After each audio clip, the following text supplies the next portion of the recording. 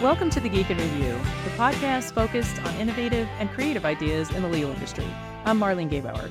And I'm Greg Lambert. And today we're going to jump into the innovative world of professional development and training in the legal industry. So we're going to take a pretty wide view of training for lawyers and business professionals, clients, and more. And as the legal landscape evolves, so does the need for effective and cutting-edge training solutions that can seamlessly integrate to new attorneys and others into their roles while enhancing their skills and their knowledge.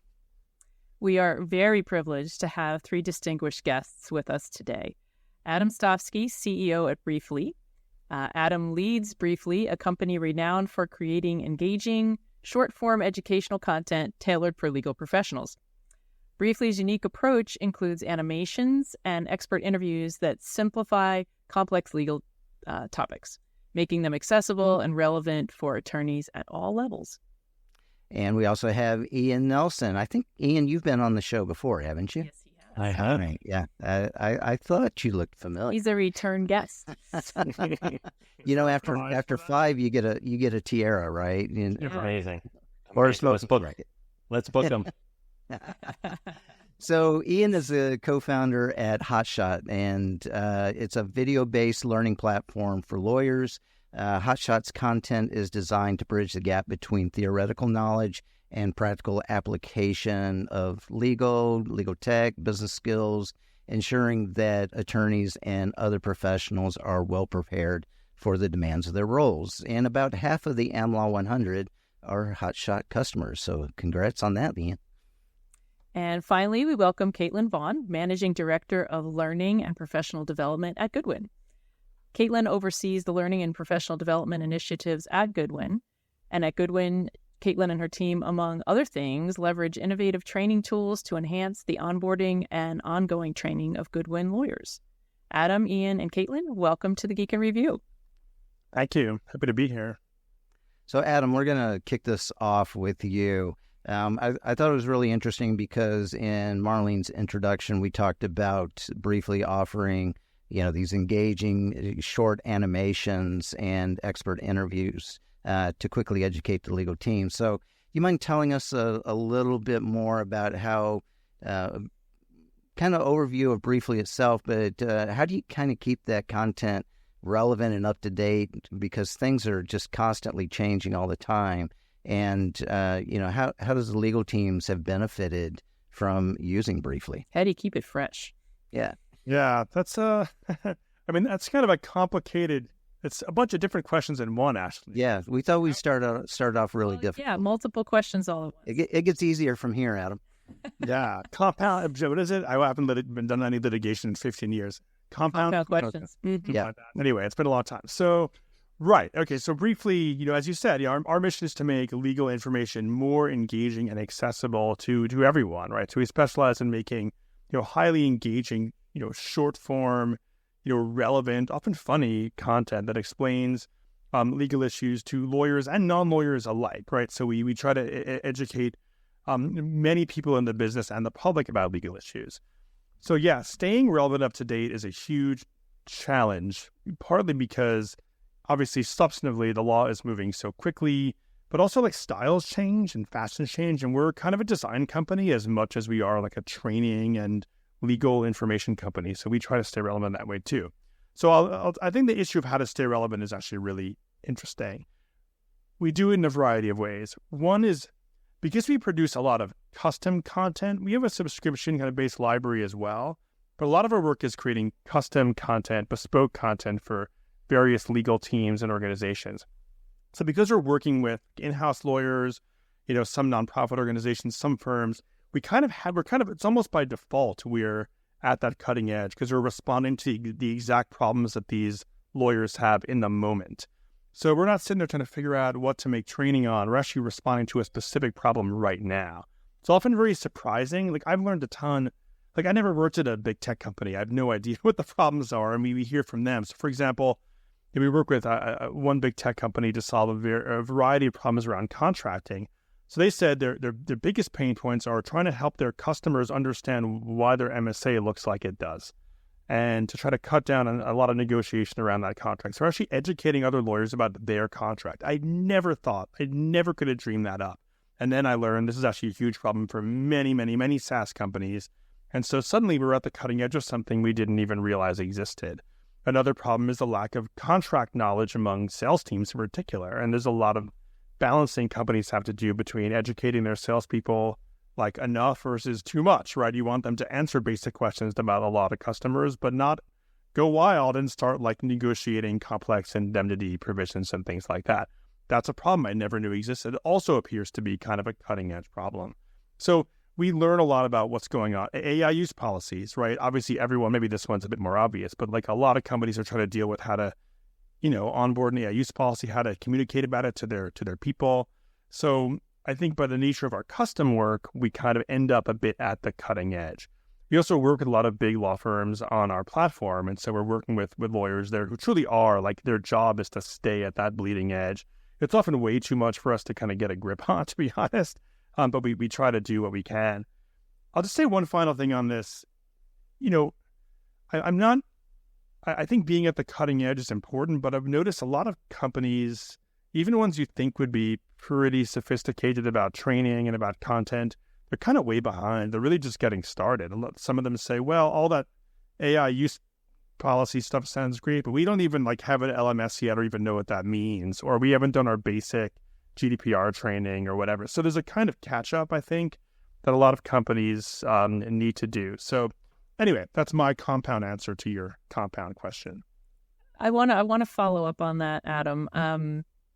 Because we were talking a lot about content and then we sort of left it with technology, and so I want to keep going on that technology thread. So we've had a huge year in technology leaps, with AI and other advancements. But you're also saying that the customer base sometimes maybe hasn't done enough catch up to take advantage of some of these new tools. So how have you seen sort of this new development? Has it changed the way you approach what you do there at Briefly or not? Oh yeah, I mean it's changed. It's changed our work tremendously. I'm curious to hear from Ian about this too. And when you move forward, I think the technology has changed our work in a variety of ways. Some like really dramatically, others less dramatically. Obviously, AI is a big deal, but what we're not seeing is the like, hey, we're gonna like push a button and make a great video sort of thing. It doesn't work that way. I don't think it will for a long time. In fact, Marlene, I remember I think you interviewed me, in December about that's right predictions about AI. I think I was trying to be a contrarian and said, I don't think it's going to be a big deal at all. And I think it is a big deal, but not in the way people think. So for example, like I'll just call out Descript. We were talking about this in the green room, how Descript is a platform that allows us to record videos, record all the audio and video locally, and then edit the videos off the transcripts. It also allows us to essentially like deep fake our participants' voices if they consent. It allows us to type in what we want them to say, which is great for keeping videos up to date and things like that. But it's just the transcript-based editing that's been the huge game changer, not this like cool deep fake voice thing. It's really cool and it's useful, but it's often like the less kind of sexy things that are most important. So Descript has been a huge game changer. It's helping us create more content at scale, helping us work with our clients to keep content up to date. So like you'll get the thing where like the CEO is talking about their like the new priorities of the company or their new ethics policy for 2023. But then it turns out it's exactly the same in 2024, but they have a video that says 2023 all the time. So that kind of little tweak we can now do without interviewing that executive again or that CEO. Little things that are really, really useful. However, kind of like almost it was at Paul Volcker who said like the most amazing financial innovation of the last 30 years has been the ATM. I think for me, the biggest tech leap for our work trying to get people to record locally really great content is like a great podcast mic that doesn't use like a thick, fancy XLR cable, but you can just plug it into USB. That has been like that's really been the last couple of years, like huge game changer. So there's like sexy AI tech, but just lots of little incremental tech advances that make a huge difference in our ability to create high quality content at scale and remotely, and frankly spending less money. But all that said, I think I don't think you're going to see this like push a button, make a great video, or these like perfectly human avatars that are going to be doing great. I think what you're going to see is lots of really cool tools that at the margins are helping us to scale the technical sides of video production and content creation to help us do it faster and better. At least that's my optimistic take right now. All right, so Ian, I'm going to shift back to content again. So Hotshot's training emphasizes practical skills in really real world scenarios. So how do you balance the teaching of theoretical knowledge and practical skills, and what feedback have you gotten from your customers and users about the practical applicability of your training content? Sure. Thanks for having me back on the podcast. I'm looking forward to that smoking jacket, whatever I get at 5. There's 3 away. Awesome. The balance is pretty much heavily skewed to the practical, and we avoid the theoretical unless we really have to explain some underlying concept, which people can get from many other places. And a lot of that is tied from a lot of our own experiences at Hotshot. I was a clueless baby lawyer, and the first assignment I got, the partner said, "All right, Ian, go tell me what looks weird in the diligence on a reverse triangular merger." What? And I spent 3 years learning the theoretical, and none of that helped me when I was trying to look for something weird. So we're always looking for the practical at Hotshot, and when we have to do theoretical, it's to support the practical. And that's what our customers want, that's what our users want. And that's what we focus on in Hotshot. So, Caitlin, let me jump over to you, and because we were talking about the technology advancements and how that's been a topic of conversation. And one of the things that I've kind of learned since about December or November of 2022 is that even though we may have a lot of conversation around some of these cutting edge technology, it also opens up the conversation for more of the practical of, okay, well, that's great, but here's this thing that we got you 5 years ago that really, if you can learn that, it's going to help you more than any of the Gen AI. So, as someone who's responsible for the training of the lawyers there, what impact do you think that just having Gen AI discussions is having on how the lawyers are trained and what you're doing about that? Sure. I like to think about this along 3 different dimensions. The first is the impact that AI we expect will have on the volume of work, particularly the volume of work for more junior lawyers. The second is the type of technical skill sets that we expect our lawyers are going to need in order to live in an environment where tech-enabled practice is gaining efficiencies in a model that has historically been about the volume of hours and not the efficiency with which you do your work. And the third is the impact on professional skills and the professional skills that our lawyers will need and when they'll need them. Some people might say soft skills. I try and stay away from that term because I actually think that the soft skills are the hardest to teach and also the most important to learn.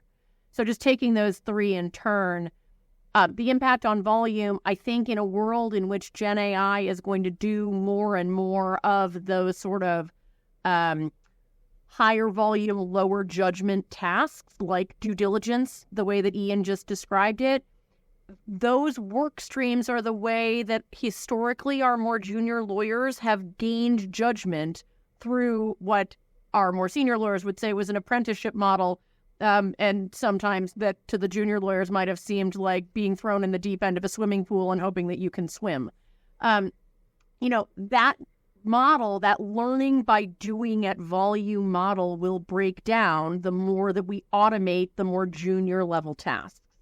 And that means that we have to create more artificial opportunities to gain that judgment. And each of those individual opportunities have to be maximally impactful in the way that they're teaching the judgment underlying the decisions and answers you give. So in other words, you got to maximize the learning from each rep because you have fewer reps to learn. On the technical skills side, lawyers are going to need a different, more tech-enabled way of working. They're going to need to understand how AI can create efficiencies for them. They're going to need to partner with the technology as opposed to feeling like the technology is taking away from their jobs. And I actually think we have a generational advantage here as Gen Z is fully coming into the legal field as our junior and in some cases mid-level associates. That's a real opportunity for us. And at Goodwin, we're partnering with our innovation team and our IT training team to think more about the ways that we can create those tech-enabled practice opportunities. In other words, working smarter, not harder, is going to become more and more important the more that technology gives us that opportunity, which in turn is going to create real opportunities because at least, when many of us on the call were baby lawyers, being at the office late at night and on the weekends was, a regular occurrence. Technology has already enabled us to do that less and to be able to at least work on our matters from the comfort of our couches and our pajamas. We're trying to make sure that Gen AI and other things are built as a way for us to create more opportunities for flexibility, more opportunities for agility, and less of an emphasis on the type of work that, frankly, is harder to enjoy and in some cases feels less exciting to our lawyers from a developmental perspective. And then the last piece, and sorry, I'm talking a lot, the impact on professional skills. As Gen AI creates more efficiencies and more opportunities for our lawyers to do the technical work more quickly and with a higher degree of accuracy, the need for people-centric skills as a percentage of their skill set goes up. So in other words, you cannot outsource having a relationship with someone, being a person that they trust, understanding how people think, because ultimately in the legal field, there are legal problems, there are people and business problems that have legal solutions, right? And so the more you can understand how to work with people, the more impactful you're going to be as a trusted advisor to the C-suite of your clients. So one of the things that we have been doing is placing a renewed emphasis on people skills like written and oral communication, emotional intelligence, people management, relationship mastery. Those are more important earlier in the life cycle of a lawyer because you're not the like minion in the back room going through reams of diligence anymore. You're in front of the client earlier, so you better be prepared. Interesting. I was hoping there was a technology solution, but you're saying it's all about the humans. Ian, I want to get to you, but I can tell Adam's chomping at the bit. Not to know. It's about the humans knowing how to use the technology. Not chomping, but I was very excited to hear Caitlin say that because we've been talking a lot about this exact point. We do a lot of about people. Yeah, we do a lot of training and coaching of lawyers to become better content creators. We used to do this as a national product. Now we're more doing it as just part of our custom work because we have to treat we have lawyers who are trying to get them to speak in a more engaging way about their area of expertise. And we've been talking a lot about how communication skills, emotional intelligence, those are the things that technology will not be able to reproduce for a very long time, if ever, and how they're going to become so much more important in the sort of talent market. So anyway, it was very interesting, Katie, to hear you say that from where you sit, that the big firms are really thinking about this, because I think it's really critical. Yeah. Ian, what's your thoughts on? Yeah. It's always great to hear Caitlin discuss these things. I know later we're going to talk about a program she's doing that we're fortunate enough to be working on. We're seeing that left and right. The conversations we're having now with firms, they're at a much higher, more strategic level. I think that firms are realizing that the actual role of the associate is evolving and training is having a real moment. Training is becoming of strategic importance. Maybe a few years ago, it was sort of a nice to have in a way. But now that if we pick on diligence another moment or doc review or whatever, clients are going to stop paying for junior lawyers to do diligence 100 times, but what they're going to need is a junior associate who could advise them on what the results of the diligence means. And that typically isn't a first-year thing. So how do we work together to train up those junior associates to do the work that's quite frankly more interesting and valuable? And that's where this whole training conversation is coming in. And it's transforming before our eyes now. I mean, we're getting all these curriculums from law firms saying, how can we supplement and complement these programs to make them experiential, to make them hands-on, to coach them in the critical thinking? And that is a real sea change from when Hotshot started. And we thought we'd just be a collection of on-demand videos people can turn to when it's midnight. They say, shoot, how do I do this or how do I do that? What's the balance sheet equation? Now it's reinvent our boot camp and reinvent our mid-level programs to teach them right once or twice versus 100 times. So I think Gen AI is playing right into that and is causing this. Oh, I have a follow-up for all of you. Is the leadership of the law firm, I could see 10 years ago, if you would have said, we want to focus in on the soft skills, on the, we want to teach emotional intelligence, that you would have been, chunked out of the room. Has the leadership of firms come around to understanding the importance of how these skills relate in providing value to the clients? Maybe Caitlin should start with that one. Sure. So I think yes. And, maybe I've been fortunate in my 14 years at Goodwin that I haven't encountered the type of pushback that, I'm sure that some firm leaders have that knee-jerk reaction. But I think it's a good, it's a long-term problem, not a short-term problem. And so sometimes when you're faced with the urgent need to ensure that your lawyers are technically adept so that they can do the work for the clients, that's a really important first step. It's necessary, but it's not sufficient. And the way that we know that is that when we have lawyers who are technically adept but who lack those professional skills get to be very senior associates, they can't make it over the line to partner if they don't have emotional intelligence, people management skills, project management skills, communication skills, because they cannot be viewed by clients as strategic business advisors, right? It's fine if you need somebody to go and review a document and never have to talk to them again. But if you want somebody that you can actually have in the boardroom or that you can put in front of a client base, if you're a client yourself, they want to know that, you're going to be able to communicate effectively in a way that inspires confidence and that they can trust your judgment. And so what we've discovered is that, if you start teaching those skills early, by the time you get to your partnership elevation process, you're much more likely to be a strong candidate for partnership. That said, those skills are going to be increasingly important as you move down in seniority, the more the tech, the judgment and the communication around what you're learning becomes more important earlier because of that technological enablement of legal practice. And from our perspective, we're seeing that firm leadership is taking these things way more seriously and are asking for support and help in those areas. I mean, an example is we're working on something now. It's sort of a M&A simulation mock deal a firm can run. And it's not just exercises on doing diligence. It's how do you communicate the results to the partner? How are you going to write an email to the client? How do you raise a red flag? How do you explain things? So it's the whole thing. It's the fully formed lawyer skills. It's not just look at something and just do that to do that.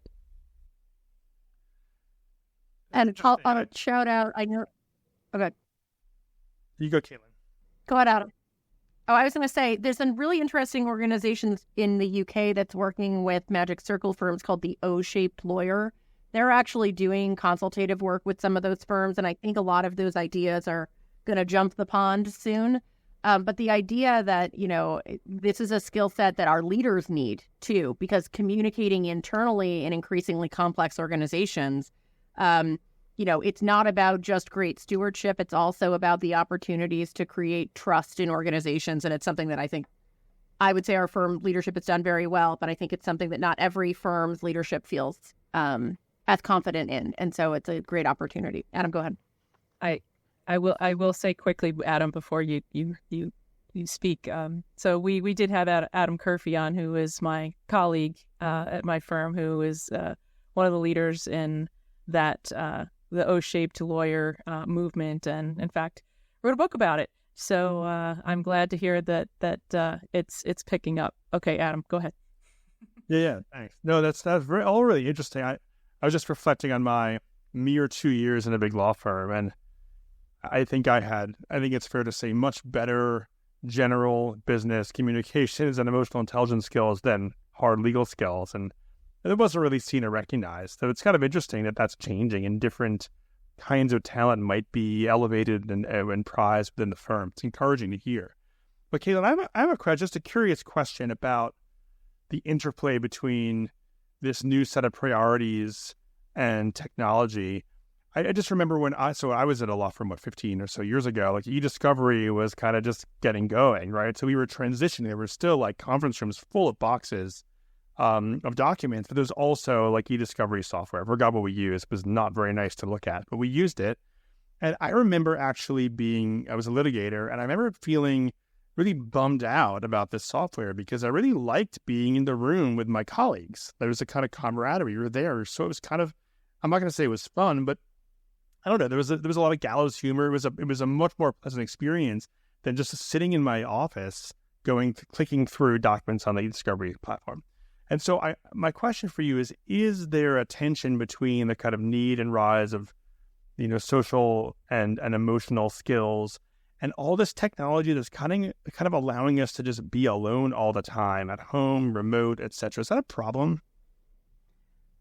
That's a really good question, Adam. I think it cuts both ways. I think it means that the pull of the technology toward solitary work, whether that's at your desk in an office or at your desk at home or on the couch at home for that matter, it was really challenging during COVID. I think it was challenging for everybody, and particularly because it was so busy for many of our practices at that time, both litigation and corporate work. I think what you're seeing in law firms is a recognition that the time in the office needs to be about more than just productivity, and the prizing of interaction, the opportunities to collaborate, and the creation of spaces in which collaboration is encouraged or possible. And sometimes it's little things, not big things. I'll give an example. Our office in London just moved to a beautiful new building. And one of the things that they've done is that there are not rubbish bins in every office. You have to drop your rubbish in a central receptacle, which means that multiple times a day, people get up from their desks and have to go into common spaces. And the type of intellectual spillover that happens when you run into each other in an unscripted, unscheduled way, it's it's a little bit silly, right? But it's the little tweaks that make people have human interactions that makes the working feel more fun. And it's an area in which I think a lot of engagement work is being done. We have a function at the firm called the Goodwin experience. It's basically our talent experience function. And that talent experience function is thinking about how do you make work feel more connected? How do you feel more connected to your colleagues? How do you create deep, meaningful connections with the organization? And some of that is working together in the same room. Some of that is doing volunteer work or pro bono work together. Some of that is, frankly, like having fun or engaging in parallel play.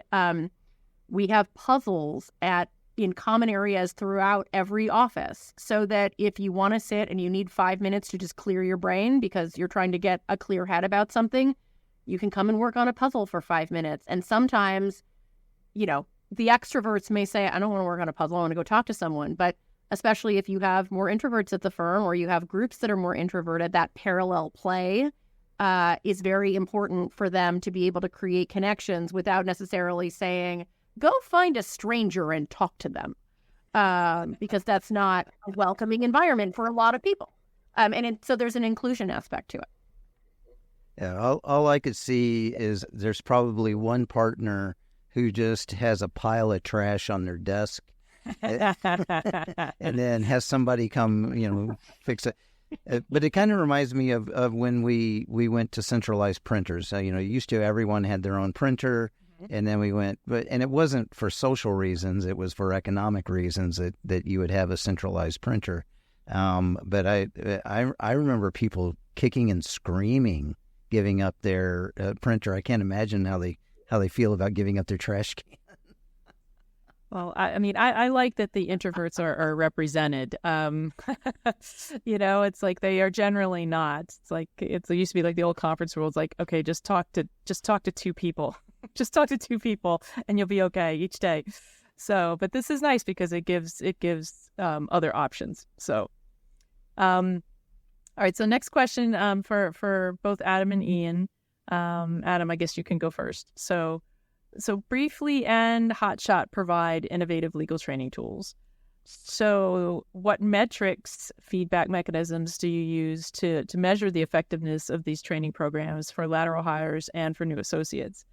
How do those metrics influence future content development?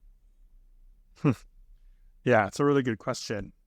I love metric questions. I almost want Ian to go first, but I'll take. Well, however you guys want to do it. I'm it's a compound metrics question. I'll start. The quick answer, take it off to Ian and come back. So we look at the standard stuff, right? So and our work's a bit different from Hotshots because we're not focused on associate training directly. We do training for a variety of different stakeholders, but particularly non-lawyers, which makes it it's harder to get them to engage with legal information. So we look, obviously, like when we're doing any training, we want to know how many people watched it, who watched it, and we look clearly at just drop-off data and basic engagement data. I want to understand where people are leaving this video, where the user decay stops, so we can see what is catching the remaining people and getting them to stay. We learned some really fascinating stuff from looking at this data. I'm sure, Ian, you're looking at all this as well. But for us, we're also trying to find other metrics that can provide some indication that our content is doing something, right? So for example, when training sales folks to answer basic questions about, a liability cap or data privacy policy to a potential customer, can we track the reduction in basic questions being referred to in-house lawyers over the course of a year? Can we save 10 lawyer hours, expensive lawyer hours, over that year period because the salesperson feels confident enough to answer the question? Can we track the number of unnecessary escalations, things like that? So we're looking for other metrics that indicate a kind of learning that are kind of narrow enough that you can really see or have a metric associated with them. It's really hard to do because there's multi-causal reasons. It's very difficult, but it's something we're really interested in exploring moving forward.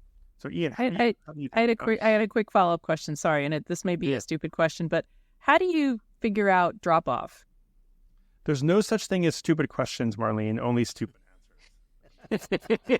Thank you. We host everything on Vimeo, and so we just look at Vimeo, and occasionally, and actually some of our customers actually use YouTube as well, and so we just look at their quite excellent user drop-off tools.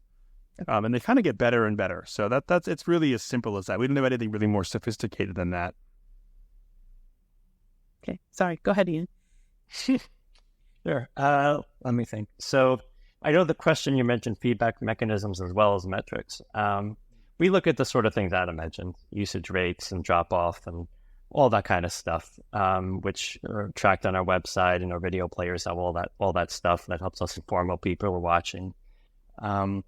But I think for us, more interestingly, is the feedback we get from our users and our customers. We make it a real point to be talking to people all the time, and that's where our content comes from, and that's where our new features come from. especially the past couple of years when everything went remote, and now with Gen AI and advancing training. What people need has really been shaping what we've been doing at Hotshot more than anything else, I would say. And since we primarily are focused on larger law firms and law schools and corporate legal departments, the practice areas there, you could probably imagine the different areas that we cover, as well as the various technology and business skills. But really, it's through customer feedback, I would say, is the strongest thing where we get our guidance from. One thing I will say is I try to get, so like one thing I don't like is like focus groups when we're in the production stage, because I feel like a focus group, I've talked to a lot of kind of content strategists at tech companies about this, and I think for us, like you end up getting like a few people over influencing, they're like, I really like purple, instead of a purple video, right? So you have to be really careful about focus groups. But yeah, the kind of qualitative feedback can be really useful. Ian, we're trying to do more like capture incidental feedback instead of like showing a survey. Hey, did you like our video? I just worry there's going to be, even if it's anonymous, like some bias there. Do you have ways of getting, I haven't figured this out yet, but do you have ways of getting like other flows of feedback or incidental feedback that don't connect to you as the company providing the training? Not so much that don't connect to us providing the training, but we have lots of much more informal, casual ways of getting feedback, which has been the most important thing. And sometimes that's just from showing up and chatting with customers, and it's the walk to get a sandwich or something where the most valuable stuff comes from. And the other thing I would say, just to circle back to metrics a bit, there's always a lot of talk of how much money it saved and things like this. And we do track that. Firms are starting to ask for spreadsheets about if we had 10 partners put together this content at $1,000 an hour, ROI is some crazy number. You get into, well, is the firm going to do that stuff? Maybe. But we get into more interesting conversations around, well, should you create this sort of content yourselves? If you want to teach the XYZ firm way, and there is a unique way of doing things, it's not for everything. And that sort of conversation guides what we create, right? There is a generic level of information everyone needs, and then you add your special sauce on top of that. And that's, I guess, not directly answering the question, but that does help shape what we're creating in partnership with the firm. So have the shared understanding. Maybe not everything. Maybe we shouldn't do everything ourselves because it's not the best use of our time or money. And one of the things that's important there, sorry, just to pile on, is, recognizing that the end users for a given technology, like Briefly or Hotshot, aren't necessarily the end client that you're trying to please, right? Two things that I've observed. One is, particularly when you're training non-partner lawyers, they don't necessarily know what they know or what they don't know until they only know in retrospect, right? I'm sure that Adam, the former lawyers on this call can remember the moment when they were a second or a third year and still didn't feel like they knew anything, but then they talked to a first year and realized how much they actually knew. Sometimes you only know what you know and how much you've learned in retrospect. And the other reality is, sometimes, we all have to eat our spinach, right? Like there are times when we're teaching content where it doesn't feel particularly fun or particularly exciting. Most lawyers are mildly allergic to math, so we teach finance and accounting content in various ways. They're not necessarily excited about learning about it in the moment, but then when they learn about it, when they can have a conversation with their client where they sound intelligent, they are thankful for the fact that we, force-fed them the salad, even if they were not super excited about eating vegetables at the time. So we actually look at performance review content and mine performance reviews and map them against completion of learning plans, both completions of learning plans on platforms like Hotshot, and also looking at how our internal content is being consumed. And we do find that, interventions matter, right? Like if we look at sort of a control group of a pre-pandemic training and a post-pandemic training curriculum, we'll talk a little bit more about what we've been doing with our first years. Like we're seeing a diminution in these people, are really struggling with X, Y, and Z content, in part because we think we're doing a better job of delivering that content. qualitative, not quantitative, but meaningful because the qualitative answer is coming from the people who are well positioned to know whether or not it's impactful. Yeah, I'm going to jump ahead a little bit, Marlene, because I think this fits right in with the question I was going to ask later. So Adam and Ian, how I know that you work with larger law firms, and that your programs are not just standalone programs that live on their own little island. That you're part of a whole professional development and training initiative on behalf of that firm. So, how do you interact with the professional development team and others at these firms to kind of make sure that you're integrating the tools in with the overall program and not just seeing it as, well, here's Hotshot or here's Briefly, and you can use that, but rather you can use Hotshot and Briefly as a part of the overall deal. So, Ian, do you want to? Sure. Sure. Yeah, and I want to keep my answer brief because it tees up something Caitlin can talk about, her unbelievable program they put together, which is a perfect example of this sort of a thing. But yeah, I mean, like I think I said earlier in the call, there is a use case for here are some videos when you run into trouble, go for it. It's going to help you get through your day and your night. But the more interesting use is when we're a complement and supplement to what a law firm does, and that has been the fastest growing use case for us, at least. So without blabbering on too long, we look to partner with our professional development partners and the practice group leaders, and we holistically look at how they want to train their teams. And we'll say, all right, looks like you're planning an orientation for first years or a mini MBA or litigation boot camp. Let's look at what you're planning internally. Let's look at where our stuff slots in to complement and supplement. Here's some questions. Here's some discussion guides. Let's make it a holistic approach to training.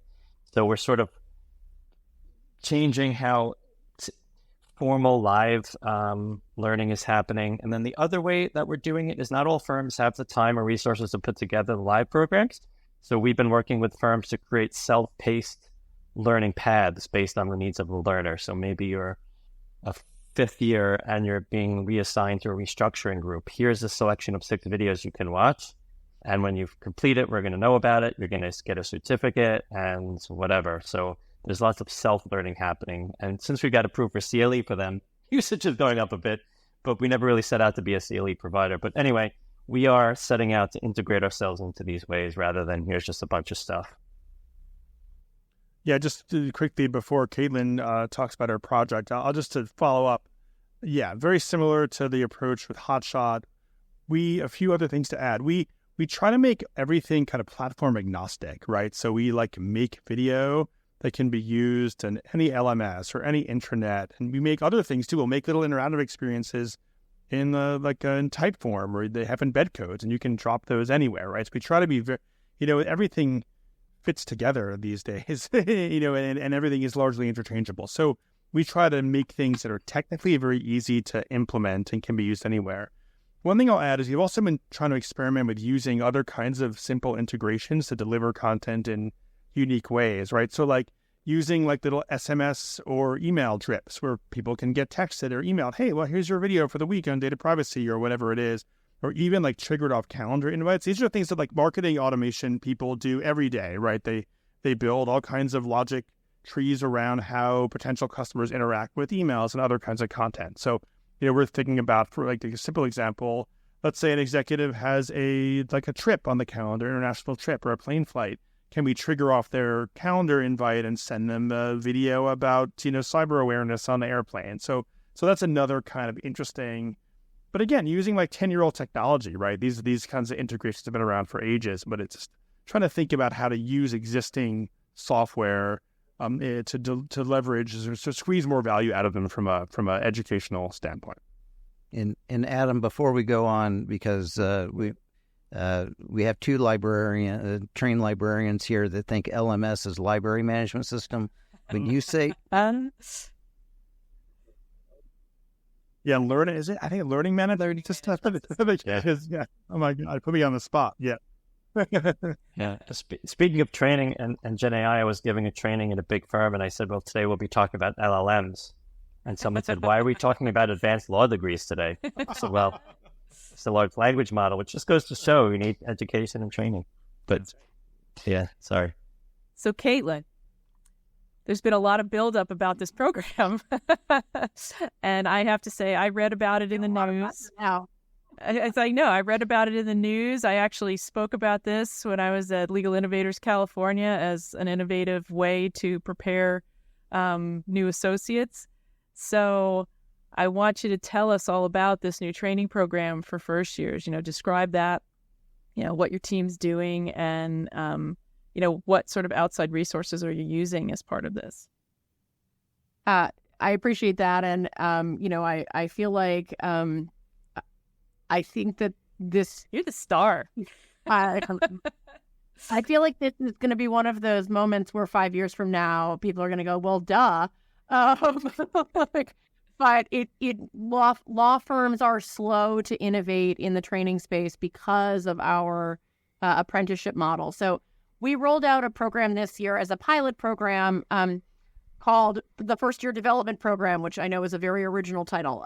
But basically, rather than continue with the traditional model that law firms have historically had of you get your incoming first-year class, you do a week or two of sort of boot camp or, introductions, and they figure out where their office is and how to use the printer, and then you drop them into billable work, and you assume that they're going to do some combination of learning on the job and sprinkling in ongoing series, which they may or may not come to because they may or may not have billable work that takes precedence. We decided that we were going to flip the model. And so what we did was that we took the first years, and for about 8.5 weeks, we did a full-time training program, which is much more akin to what corporations do, right? I mean, you wouldn't think to put somebody on an auto plant assembly line and just say, well, we gave you a day of instructional training, so go forth and make cars. When we think about that, it's a model that very much looks more like a corporate model. What we did during those 8 to 9 full-time training weeks is that we took approximately 40 hours a week. We ran programming on a variety of both technical and professional skills. We ran a mini MBA program that took about 1 day a week with homework in between sessions. That's in partnership with a company called Ability that does highly interactive, gamified learning. We ran highly interactive technical skills programming that was designed to simulate either litigation cases or corporate transactions. And we incorporated asynchronous learning in both pre-work and post-work. So we would run a live session, and beforehand we would assign them Hotshot learning. We would run the live session that would be highly interactive. They do some work in small groups live in their office, to Adam's earlier point, working together on a deliverable. That deliverable would be submitted. The deliverable would be reviewed by more senior attorneys, so they got feedback on that. And we would do reinforcement with other, both Hotshot work and also a company called Practio that does... I don't know if you guys know Michael Bloom. You probably do.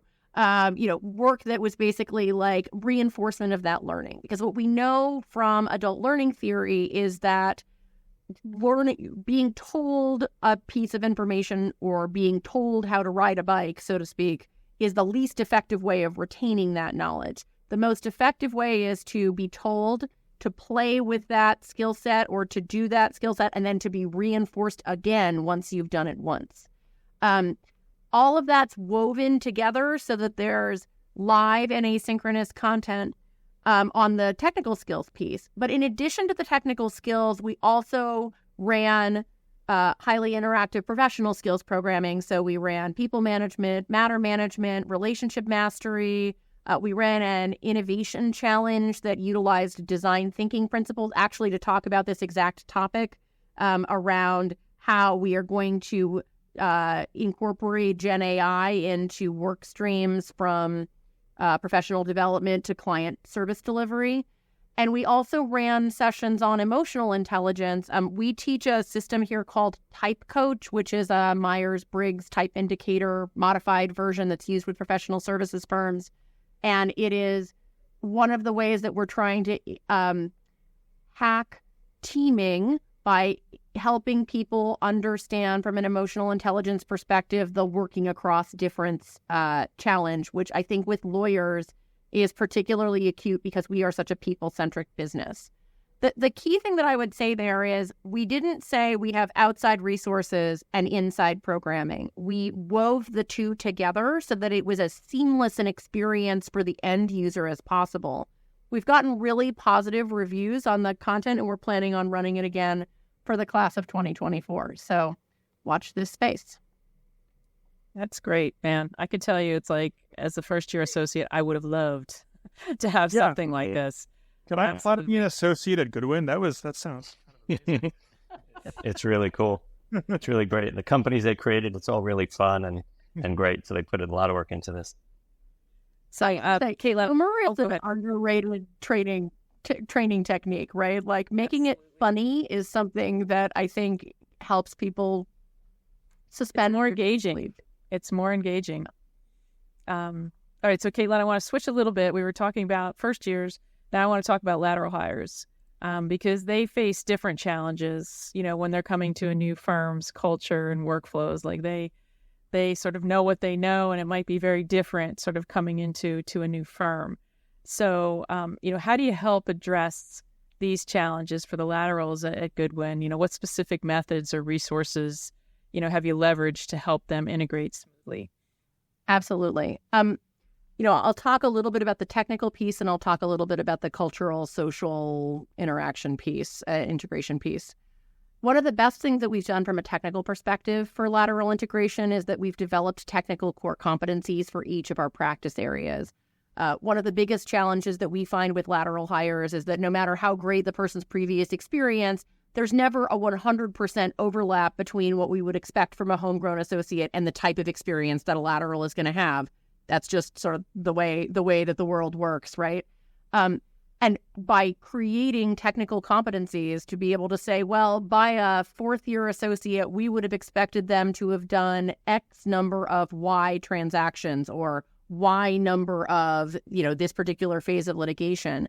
It's given us a better ability to pinpoint where gaps and opportunities are for our laterals so that we're setting them off on the right foot when they're getting their first assignments. In other words, we're not staffing them exactly the way we would staff a homegrown because they're going to have different strengths and development opportunities. And so we're trying to make sure that we're creating a good first impression, getting that early buy-in from the people who interviewed them and who were instrumental in their hire.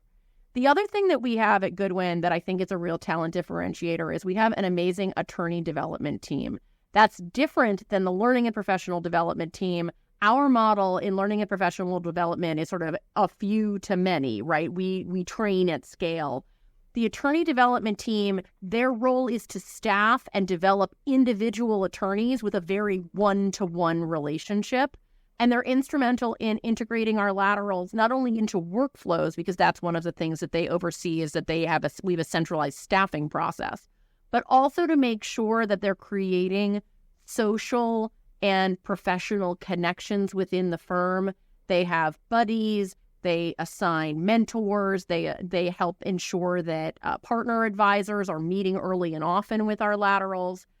We also have a Goodwin Experience, as I said earlier, a Goodwin Experience team. That's our talent experience team. And one of the things that they've done is to make more deliberate social interactions for our lateral hires. So there are lateral touch points where, all of the laterals from a given cohort are coming together and sort of talking about their experience. And we run a series of new hire touch points, both in person and survey based, to ensure that no one feels like they're falling through the cracks. It's always, a function as well of the individual's, ability to sort of think about how they want to be deliberate in the lateral process. In other words, what are their goals coming into a new firm? And we talk a lot about that, and our ADMs, our attorney development managers, and our career coaching function have pretty regular touch points to make sure that the laterals feel like they're not only meeting our expectations, but they're meeting their own goals in making this change. Yeah.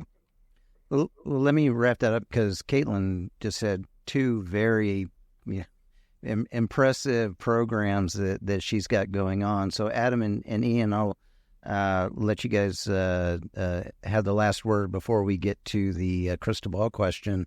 How do you approach, this kind of expectation? The current expectation that you can throw a first-year associate into the deep end, and two, that you just expect laterals to come over and, with magic, suddenly, fit the culture and the workflow of the new firm. So how do you guys approach that when firms come to you with these kinds of questions?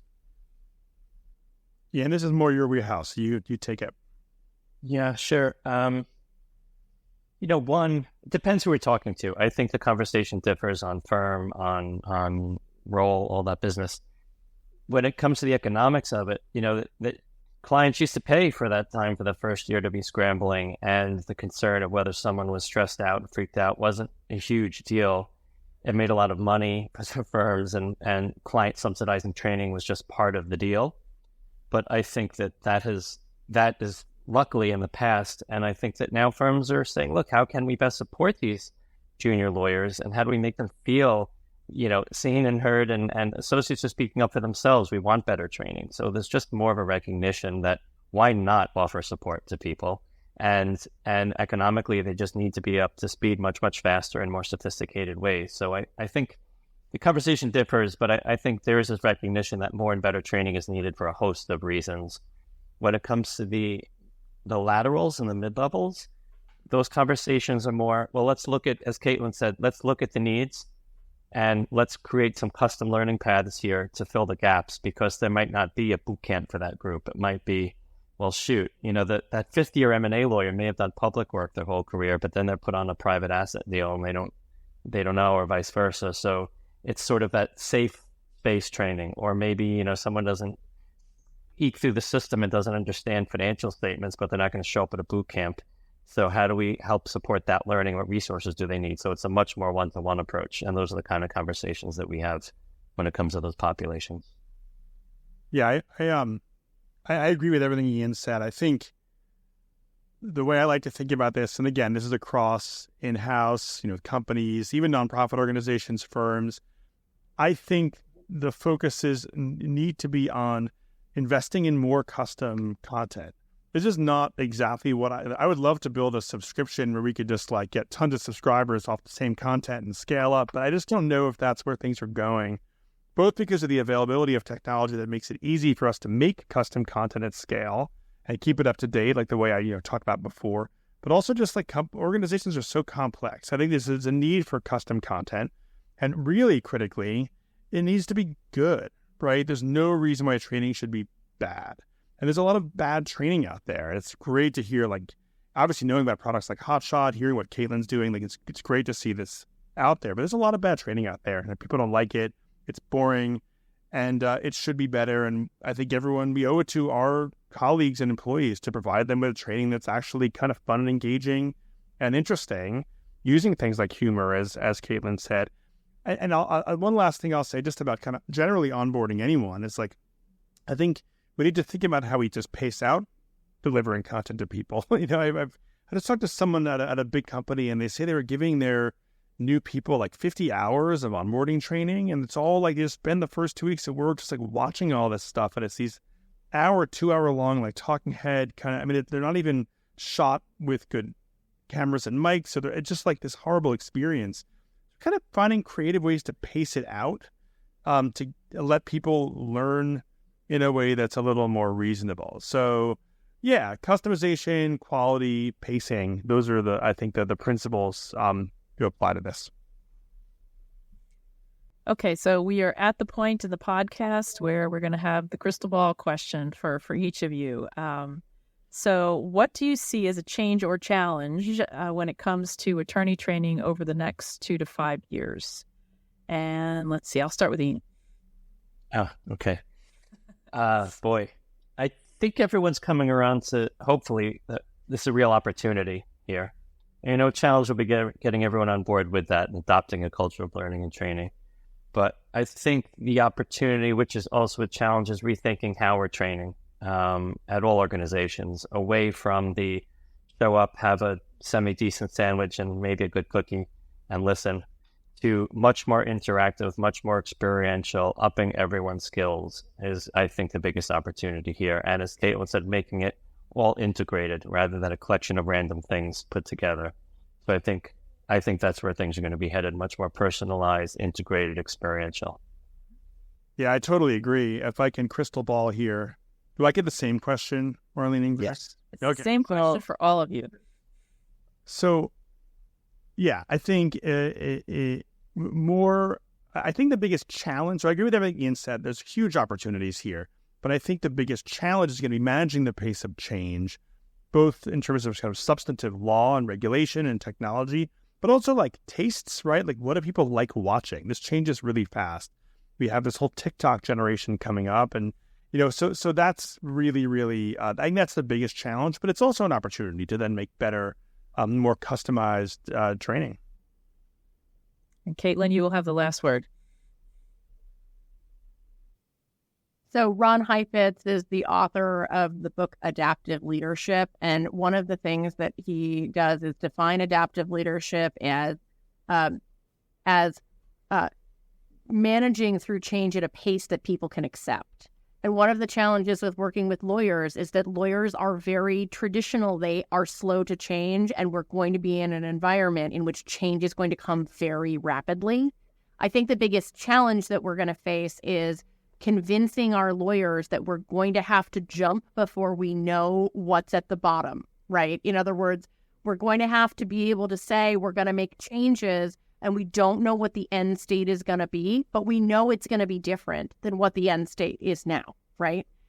I think the opportunity that creates, though, is the ability to break a pedagogical model, both at law schools and at law firms, that frankly hasn't been inclusive and hasn't been as successful as we would all like it to be. In other words, the apprenticeship model never consistently worked. And now it works even less well. So let's break it and build something better in a model that is going to be resilient for the next 100 years, the same way that the model that we've historically used has worked for 100 years. So I think it's a real opportunity for us. And also a real challenge to help our leaders feel like just because it's going to be different than their experience doesn't mean that it's going to be worse. It just means it's going to be different. Well, very good. So Adam Stofsky, Ian Nelson, and Caitlin Vaughn, I want to thank all of you for coming in and talking to us here on the Geek in Review. Thank you. Hey, thanks, Greg. Thanks, Marlene. Thank you. Thank you.